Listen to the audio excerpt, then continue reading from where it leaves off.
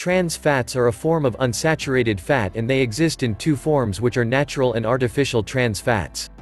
Unsaturated fats are considered healthy fats, and these are mainly found in plant-based foods and oils and are considered good for the heart's health.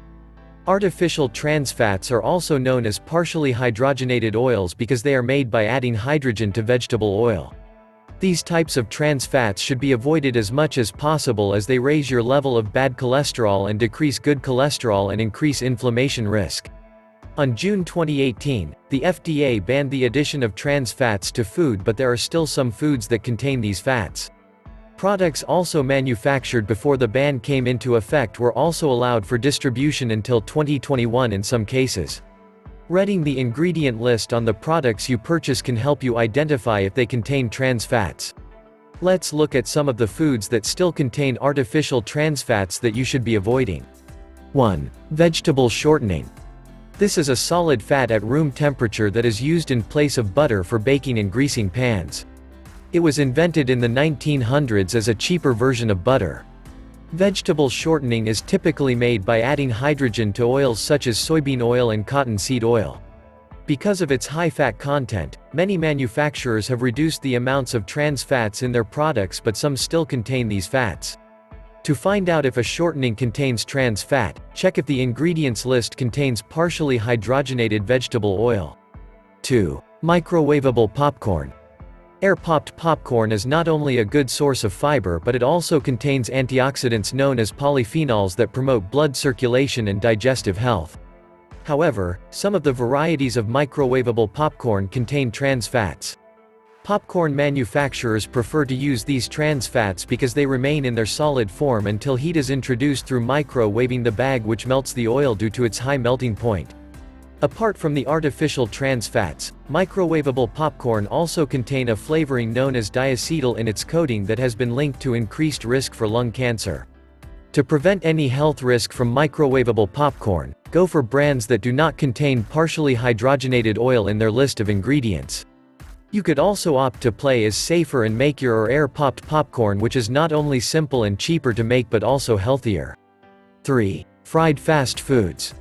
The only way to avoid trans fats found in fast foods could be to completely steer clear of fast foods, since there is no way of knowing what type of fat was used to prepare them, unless of course if you work at a fast food restaurant.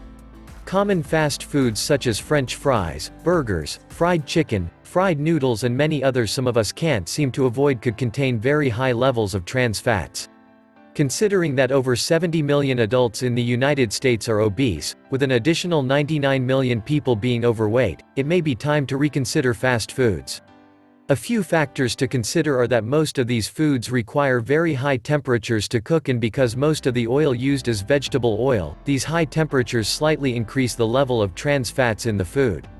It is also common knowledge that these restaurants reuse oils to save up on costs, and the content of trans fats increases with each reuse. 4. Baked products. Cakes, donuts, muffins, cookies, pizza, cinnamon rolls, you name them. They are mostly prepared using vegetable shortening and margarine. Vegetable shortening is often preferred because it makes a flakier and softer pastry compared to other healthier oil, but this is at the cost of your health.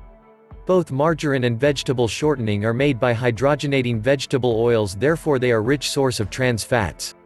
As much as manufacturers have reduced the levels of trans fats in shortening and in margarines, it is still advisable to read labels and ingredients list of pastries and bakes products to look out for. Partially hydrogenated oils. 5. Non-dairy coffee creamers. These are also commonly known as coffee whiteners and are used as a milk or cream substitute. The main ingredients in non-dairy coffee creamers are oils and sugar. Initially, these oils were made from partially hydrogenated oil so as to increase the shelf life of the product and also maintain their creamy consistency. The amounts have been reduced over the past years, but some still contain trans fats even when they contain labels of trans fat-free on them. 6. Vegetable oils and margarines. If vegetable oils are hydrogenated, they contain trans fats. Because these fats exist in solid form at room temperature, they were initially used in the manufacture of margarines to prevent them from melting at room temperature. Trans fats have almost been entirely phased out in the manufacture of margarines, but they are still available in some vegetable oils, even the non-hydrogenated ones. This was discovered after an analysis was carried out in canola oil and soybean oil found that 0.4 to 4.2% of the total fats were trans fats. To avoid consumption of trans fats from vegetable oils and margarines, consider using healthier versions such as extra virgin olive oil or coconut oil. These are the main sources of trans fats, but there are other sources you should look out for and avoid. These are potato chips, sweet pies, pizza, sausage rolls, meat pies, crackers and canned frosting. Trans fats have been linked to various cardiovascular diseases, stroke, obesity and type 2 diabetes.